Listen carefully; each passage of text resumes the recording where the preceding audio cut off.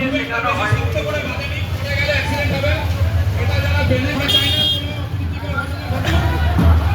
জয় শ্রীরাম, জয় জয় শ্রীরাম। শ্রী বিষ্ণুর সপ্তম অবতার পুরুষোত্তম শ্রীরামচন্দ্র। আমি বলছি না, আমি বলার জন্যই, আমার অত ক্ষমতাও নেই। আপনারা একটু গুগল সার্চ করে দিন।